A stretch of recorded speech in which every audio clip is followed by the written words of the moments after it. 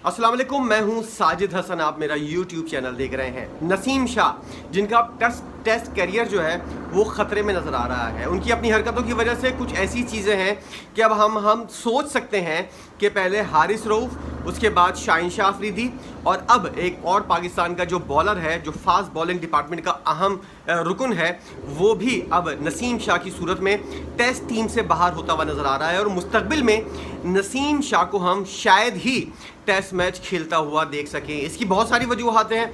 हारिस रऊफ़ क्यों बाहर हुए, अब खुद अपने तौर पर वो खुद बाहर हुए। शाहीन शाह अफरीदी अपनी हरकतों की वजह से टीम से बाहर हुए और नसीम शाह जो बाहर हुए हैं, इसके अंदर एक मेन चीज़ है।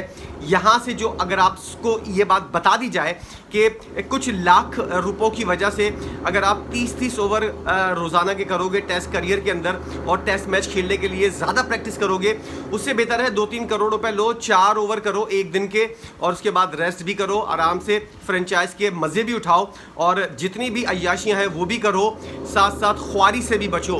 तो ये वाला फार्मूला जो है, ये ज़्यादातर पाकिस्तान के बॉलर जो हैं वो इस फार्मूले को इसके ऊपर अमल दरामद करते हुए नज़र आते हैं। ये फार्मूला है क्या और इसके अंदर पीसीबी का क्या किरदार है और इसको स्टार्ट किसने किया था? आपको याद होगा कि वहाब रियाज जो हैं, जिनके बारे में मशहूर था कि वो पाकिस्तान के टेस्ट क्रिकेट के अंदर जो है वो पाकिस्तान की बॉलिंग को लीड कर रहे हैं।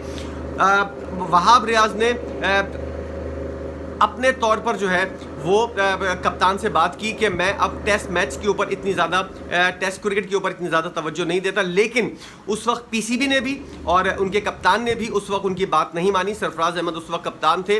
तो वहाब रियाज ने दूसरे तरीके से अपने आप को टेस्ट मैच से और टेस्ट क्रिकेट से जो है वो दूर कर लिया। वो हमने भी देखा, आपने भी देखा। वहाब रियाज, एक टेस्ट मैच ऐसा था कि श्रीलंका के खिलाफ के वहाब रियाज भागते हुए आते थे और जब बॉलिंग करने का वक्त आता था तो वो रुक कर वापस चले जाते थे और दोबारा भागते हुए आते थे। उसमें कोच मिकी आर्थर जो हैं वो भी परेशान हो गए थे, सरफराज अहमद भी परेशान हो गए थे और पूरी टेस्ट क्रिकेट की जो दुनिया है उसके अंदर जो मैच देख रही थी, तमाम पाकिस्तानी और दुनिया भर के जो लोग हैं वो हैरान हो रहे थे कि इस बॉलर को क्या हो गया है कि भागता हुआ आता है।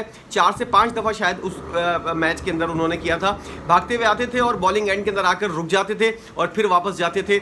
इस तरह उन्होंने ये मैसेज दिया कि अब मुझसे टेस्ट के अंदर बॉलिंग नहीं होती। असल चीज़ क्या थी? असल चीज़ वही थी कि फ्रेंचाइज की क्रिकेट खेलनी है, 4 करोड़ 5 करोड़ रुपए हासिल करो और 4 ओवर करो और उसके बाद आराम से रेस्ट भी करो, ज़्यादा प्रैक्टिस भी नहीं करनी, ख्वारी भी नहीं करनी। टेस्ट क्रिकेट के अंदर जो ख्वारी होती है, एक दिन के अंदर आपको 30-30 ओवर करने पड़ते हैं, इसलिए पैसे भी ज़्यादा हैं, ख्वारी भी कम है, मेहनत भी कम करनी पड़ती है। इसलिए ये चीज़ जो है ये अडॉप्ट की है तमाम बॉलर्स ने। उसके बाद वहाब रियाज जो हैं उन्होंने अपने तौर पर ये वाली चीज़ की। उसके बाद वो टेस्ट क्रिकेट से बाहर हो गए और उन्होंने पूरी तवज्जो दी वनडे और T20 के ऊपर। उन्होंने खुल के पैसे कमाए। हर लीग के अंदर वो फ्रेंचाइज के साथ मौजूद होते थे, हर लीग वो खेलते हुए नजर आते थे। वनडे वैसे ही बहुत कम होता है, वनडे के अंदर भी वो खेलते हुए नजर आए और उसके बाद जो है जब तक वो क्रिकेट खेलते रहे, जब तक उन्होंने टेस्ट क्रिकेट की तरफ मुंह नहीं किया। उसके बाद जब वो पाकिस्तान टीम के डायरेक्टर बने और उसके बाद पाकिस्तान के हारिस रऊफ़ जो बॉलर हैं उन्होंने टेस्ट मैच खेलने से इनकार किया। तो यही वहाब रियाज थे जिनको बहुत ज़्यादा गुस्सा आया कि कोई बॉलर जो है वो टेस्ट क्रिकेट खेलने से कैसे इनकार कर सकता है। और उसके बाद हारिस रऊफ़ को जो है वहाब रियाज ने सज़ा देने के लिए उनको जो है वो तमाम तर जितने भी क्रिकेट हो रही थी, जितने भी फॉर्मेट थे, वनडे हो, T20 हो, टेस्ट हो, इन तीनों फॉर्मेट से वहाब रियाज ने हारिस रऊफ़ को अलग कर दिया था। लेकिन क्या हुआ पीसीबी की जानिब से, जैसा कि उस वक्त एक तरह से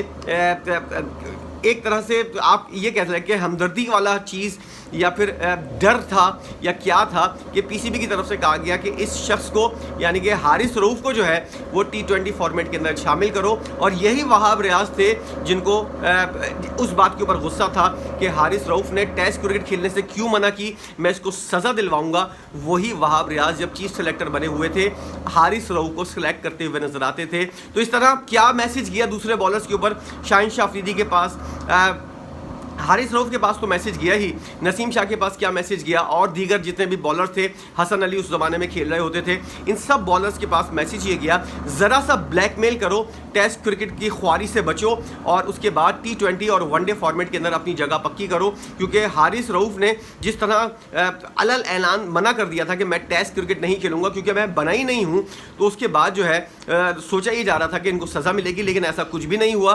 PCB ने घुटने टेके हारिस रऊफ के सामने, और वहाब रियाज जैसा बंदा जो खुद इस तरह की हरकत कर चुका था, जो भाषण दे रहा था कि कोई खिलाड़ी जो है वो टेस्ट क्रिकेट को कैसे मना कर सकता है, जब खुद कर रहे थे तो सही था, जब दूसरे ने किया तो इनको बहुत ज़्यादा बुरा लगा, लेकिन उनकी भी लाइन जो है वो आगे चलकर जो है वो सेट हो गई और उन्होंने हारिस रऊफ को भी अपने तौर पर जो है वो सेलेक्ट किया और उसके बाद वो टीम का हिस्सा बने T20 फॉर्मेट के अंदर।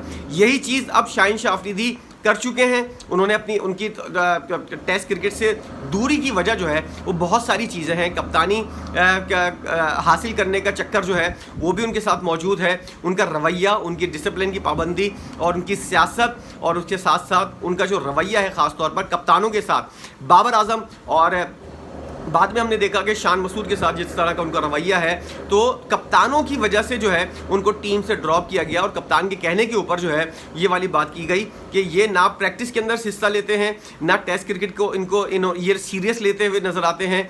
टेस्ट क्रिकेट किया, आपको अंदाज़ा होगा वर्ल्ड कप के अंदर ये T20 को भी सीरियस लेते हुए नजर नहीं आते थे, और ख़ास तौर पर साफ लग रहा था ऐसा कि शाहीन शाह अफरीदी अपने करियर से ही बददिल हो गए हैं, क्योंकि जिस तरह की वो बॉलिंग कर रहे थे आजकल, जिस तरह की पिछले एक साल से वो बॉलिंग कर रहे हैं, उससे अंदाज़ा होता है कि ये शख्स जो है सिर्फ PCB की वजह से टीम के अंदर मौजूद है, वरना इसके पास कोई ऐसी कारकर्दगी नहीं है जिसकी वजह से ये टीम का हिस्सा बने।